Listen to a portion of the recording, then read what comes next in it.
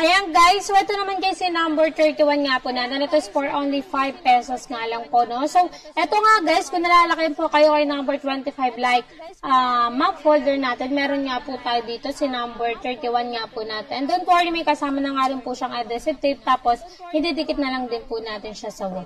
Ito guys, for only 5 pesos lang po ito. For only 5 pesos lang po, meron na tayong map folder na maliit. Sa number 31 po natin is may mga variant color din po tayo. Go nyo na mga beshi.